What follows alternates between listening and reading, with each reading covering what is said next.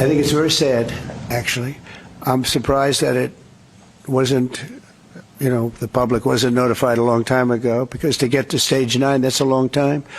I just had my physical. You saw that. You saw the results of that particular test. I think that test is standard to pretty much anybody getting a physical, good physical. We had the doctors at the White House and over at Walter Reed, which is a fantastic hospital. I do it. I did a very complete physical, including cognitive tests. I'm proud to announce I aced it. Got them all. I got them all right. You proud of me? Yes. Your husband would be proud of me for getting them all right. It's a little risk. If I didn't get them all right, these people would be after me. It would be not a good situation. But I think, frankly, anybody running for president should take a cognitive test. They say it's unconstitutional, but I would say in that particular case, having a cognitive test wouldn't be so bad. But when you take tests, medical, as a male, that test is very standard. I don't know if it's given to everybody, but it's given just about. And it takes a long time to get to that situation. Now, I think, to get to a stage 9, I think that if you take a look, it's the same doctor that said that Joe was cognitively fine. There was nothing wrong with him. Well, he said, if it's the same doctor, he said there was nothing wrong there, and that's being proven to be a sad situation.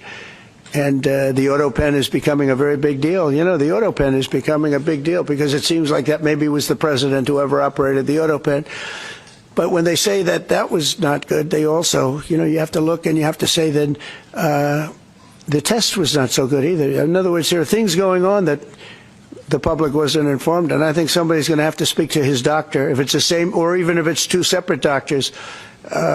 Why wasn't the cognitive ability, why wasn't that discussed? And I think the doctor said he's just fine, and it's turned out that's not so. It's very dangerous. Look, this is no longer politically correct. This is dangerous for our country. Look at the mess we're in. You're talking about all these questions on Ukraine and Russia that would have never happened. As an example, if I were president, it would have never happened. The other thing is you have to say, why did it take so long? I mean, this takes a long time. It can take years to get to this level of danger. So it's a very, very sad situation, and I feel very badly about it.